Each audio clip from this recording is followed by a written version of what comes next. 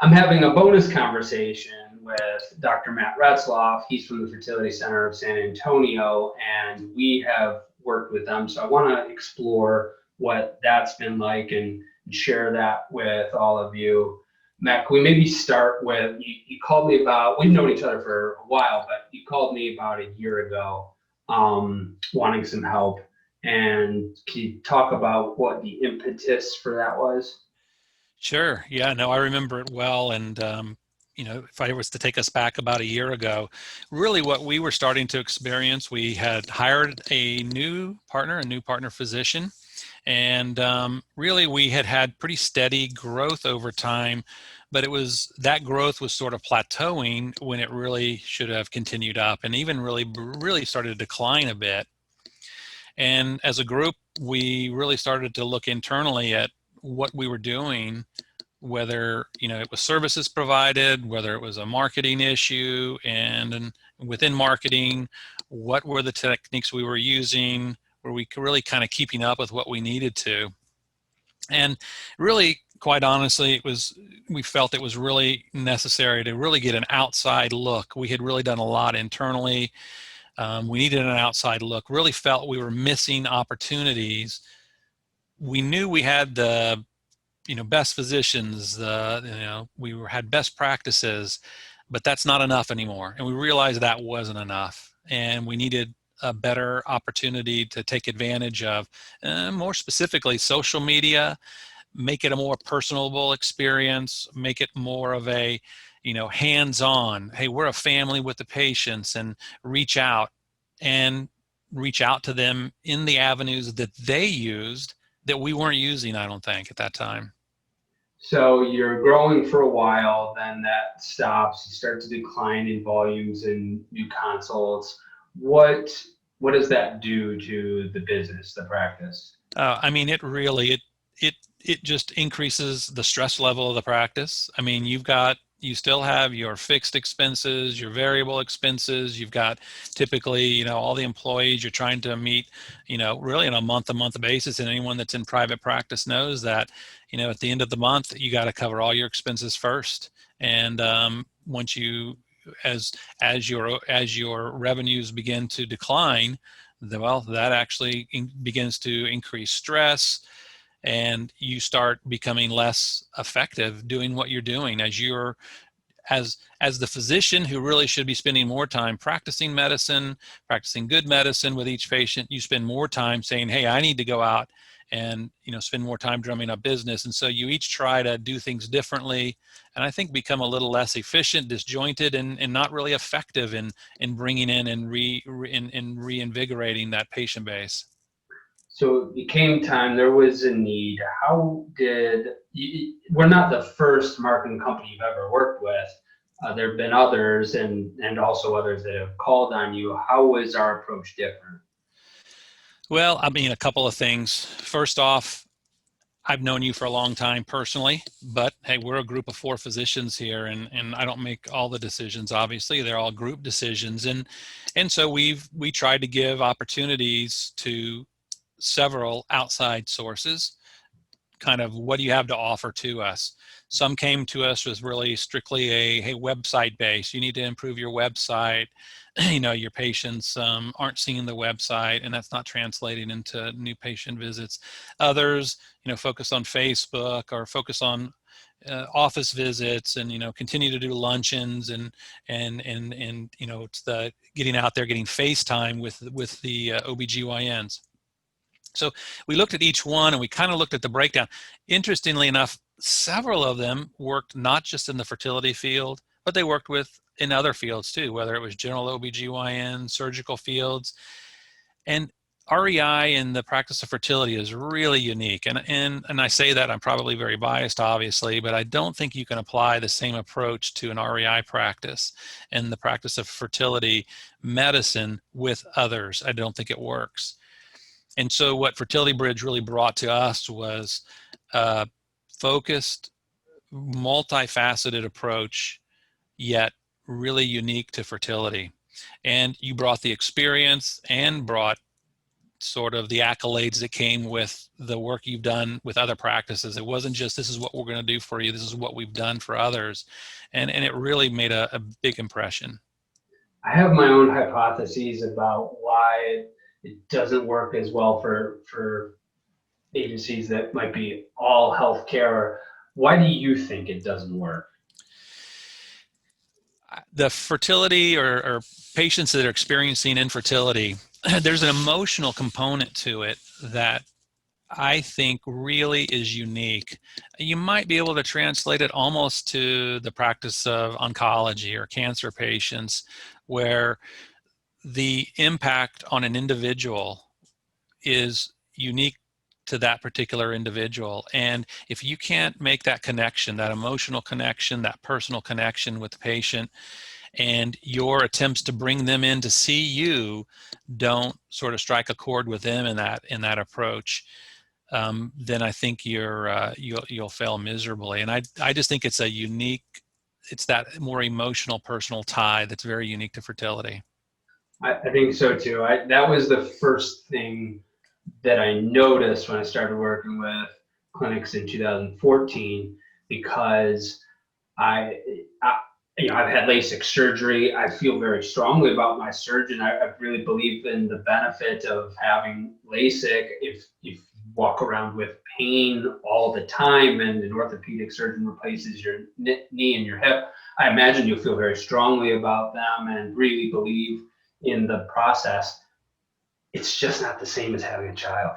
Right. It just isn't. And it just also isn't the pain, the social stigma, the everything else that makes that community a community. And Well, I mean, the examples you gave right there, you're going to speak to your family about your knee surgery. You're going to talk to everybody about your LASIK surgery. There are a lot of couples out there, individuals who are experiencing infertility, who feel like they're isolated. They can't really speak to others. And if they do speak to others, they're speaking two different languages. And it's kind of like the old Venus and Mars discussion. And you know, as a practicing fertility specialist, I would take it so far as to say, when you went to go look for your LASIK surgery or your knee surgery, you were quite honestly looking for a technician. You were looking for someone who was skilled with that particular procedure. The emotions and the other ties didn't necessarily need to be there, quite honestly. yeah, it's true. My ophthalmologist could have been a total dick. You'd have been just fine, but he's great, and you got a great surgery. Yeah. Absolutely. Yeah.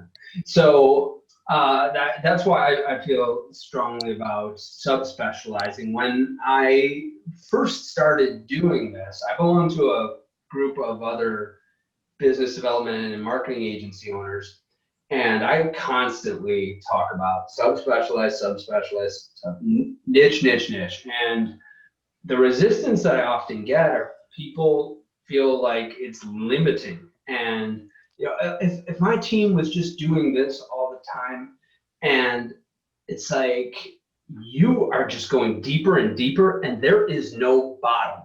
Yeah. So I've gone more into this than anybody, and I still feel like you could fill the Staples Center with what I don't know. And it's you fix the first thing I ever figured out was, oh, you can get a lot of word of mouth referrals from organic social media. That was the first thing. That does not always equate to a top line spike in and of itself. There's everything along the way, and then you start to work on the next thing and the next thing, and you start to make it a system. And that's how we approach the conversation with you all. But I'm very insistent that give me a business goal. Give me a business goal. Let me solve that with marketing and biz dev. But don't give me a task list of we have to do this many social media posts, or this spend on AdWords. So give me the business goal. If I'm accountable for it, make me accountable for it. And so I think that sometimes I turn people away from that because they just want to give people a checklist. You gave us a business goal. How do you feel about that process in terms of working towards a marketing goal versus working towards a business goal? I do think they're, really, they have to be tied together. And in one of our very first meetings, it's not, you don't sort of just break down with, let's talk about the tasks, let's talk about the end point. Where do you all want to be? We talk about, our 5-year strategic goals, 10-year strategic goals. Where do we really want to be as a practice? And how can the marketing tools be used to kind of reach whatever those goals are? And I would expect, obviously, I've just seen our sort of algorithm that you've come up with based on our goals. I can imagine that's not necessarily exactly the same for every practice. And, it really has to be customized based on whatever the unique goals or whatever the environment is for that particular practice. But I felt good that, based on our goals, based on how you said we'd get from point A to point B, and have some metrics along the way that didn't just say, hey, we're going to start now and next year, let's see if we got there. You said, hey, every month we're going to say, hey, where are we moving in the right direction? We got a green light, a yellow light, or a red light. And let's look at each of those areas and how we're going to kind of make all those green lights so that when we get to the end point, the process spoke for itself. We don't even have to ask ourselves, did we get here? You just look across, you got green lights, you made it. So the system kind of almost answers your questions real time as you're moving forward. And you feel more comfortable and confident in the process when you see those changes real time, and not just, hey, you're in a vacuum, you go off and say you're going to come back in a year and tell us we're going to be there. When it came time, first we looked at the red lights, and we said, okay, these are we got to make yellow and green, and then we made the plan. At that point with the plan, though, you were called on by other agencies, a couple of them, one you had been working with, another one that you hadn't been, both just large healthcare agencies like the ones you described earlier, that just kind of do everything, say, hey, we'll get you more new patient leads, whatever. And we were more expensive than they were, and probably not by terribly much, but not by a little either. And so you all had a decision to make. You ended up going with us. Why? Well, I think that the others appear to be more sort of prefabricated processes. Basically, we offer this to fertility practices. We could have been fertility practice X, Y, or Z, and I felt like we were going to get the same sales pitch. And it really wasn't tailored to what we needed or wanted.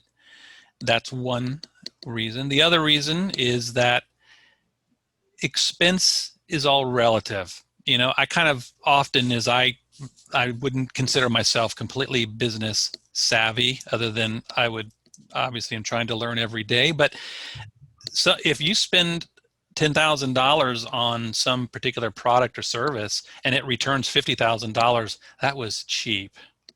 If you spend $5,000 and it returns you $1,000, it's very expensive. So it's not the actual amount you're spending, it's what you're going to get in return to what you spend. And I think that's one of the very most difficult concepts, at least myself, to pretty much kind of really get a good grip on, saying, don't just look at the number and say, damn, that's a lot of money. Yeah, you do have to look, in because you've got a budget for that, but you got to look at, what is that going to buy me? And really, I felt better that what we were getting for our money, yeah, maybe a little more expensive dollar bottom line, but the return potential was so much greater, and really was, I was much more optimistic that it would be, in the long run, better for the practice.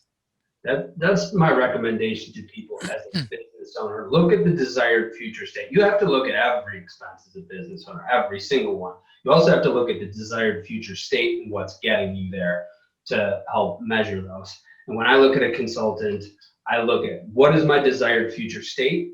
And then price only comes in after my confidence in how much one of them is going to get me towards the goal comes in. If I feel like they're both getting there, then I might go with the cheaper one. But if it's, this one's cheap, but I just don't believe they're going to get me to my goal. And this one I feel very strongly with, and I know what my goal is. It doesn't matter if I'm paying them $5,000 a month. Yeah.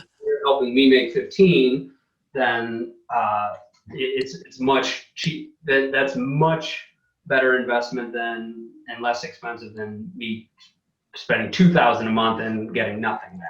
Yeah, absolutely. And I mean, I won't forget too, I think, when you come and present what you can do for a particular practice, it's a two-way street. I look at it as a business deal from the perspective of, hey, we want you to make us better, but we've got to be a good fit for you. And I'll never forget, you said, hey, look, if I come down there, you and I knew each other personally, didn't know the practice so well, but when you come down here, if what you see doesn't fit for what you can do, hey, you were ready to say, honestly, we may have wanted you, but you may not have, felt like you could be good for us. And that was kind of unique as well.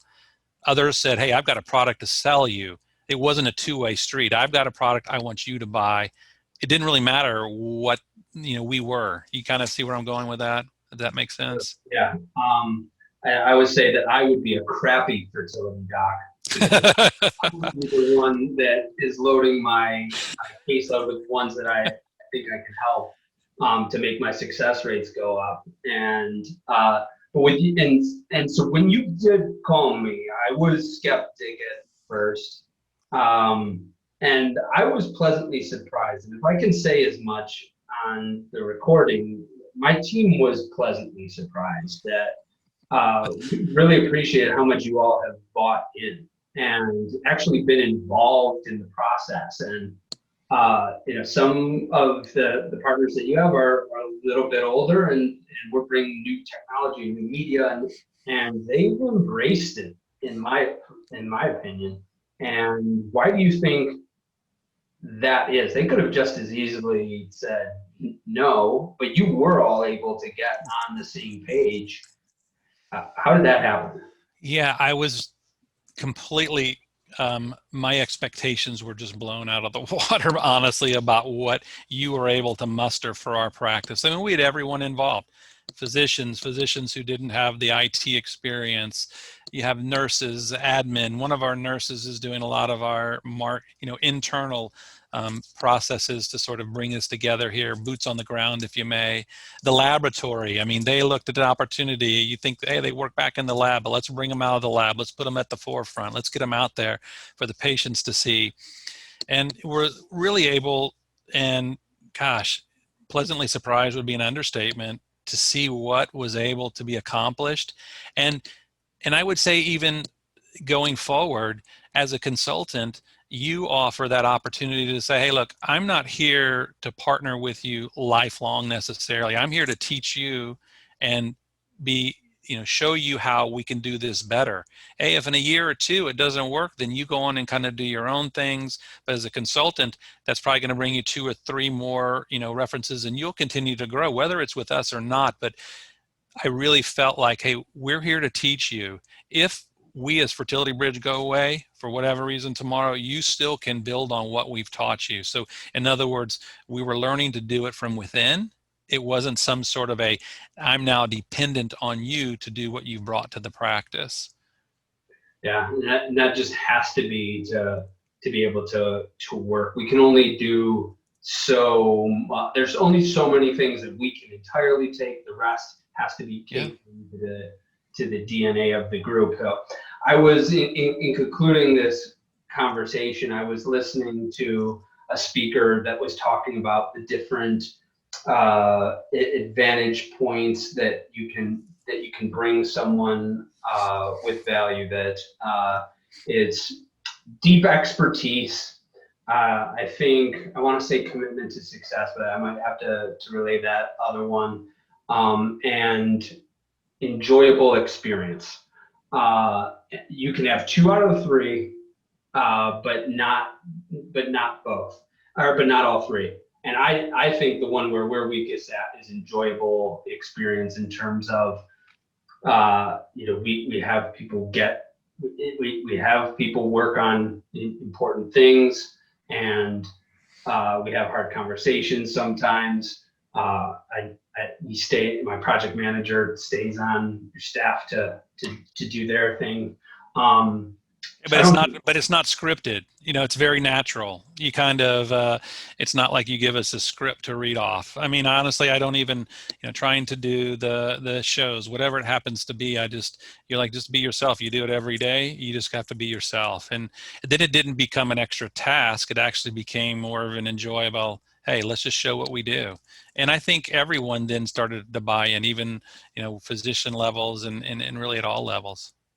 do you have any critiques or criticisms of things we can improve on? Gosh, I mean, I would only say throw the COVID pandemic right into the middle of all this, right? And it's not a critique, it's actually more of a compliment to say, you know, to be able to sort of shift real time, reinvent yourself, projects that were really sort of this is our algorithm, but we had a lot of forks in the road that we didn't expect were going to be there. And I really think you came up with alternatives that, I mean, you just use the, you know, the baby reunion, which we had really had high hopes for and still hope to do at some point once we can get this pandemic behind us. But hey, instead of that, we went to some, you know, video shoots that really got patient involvement, sort of, you know, separate platforms where, but yet we'll still come bring them together. And I mean, I really use those as more of a compliment. Your staff, they've all have experience, whether it's with fertility themselves or just the practice of fertility medicine. Um, I, I honestly, you know, communications always, I'd have to be reaching to sort of say, um, that's always good. It's good to see your emails to sort of say, hey, I like that real time. I kind of alluded to it earlier. I don't, I'm not someone who says, let's get this project going. Tell me when the project's over. It's, I want to know real time. Hey, because this is all formative. We need to make changes as we go, and we can't all expect it. Hey, the pandemic's going to hit right in the middle of all this, right? Because we started this project before COVID even, we even knew what COVID was. So, you know, here we are today, and I couldn't be happier with where we are. Dr. R, I appreciate the really kind words. It's been great to work with you all too. Hopefully we get to keep this relationship for a while, and I just really appreciate the compliments. Uh, Appreciate all you guys have done, and it's been a pleasure to work with all of you all at Fertility Bridge.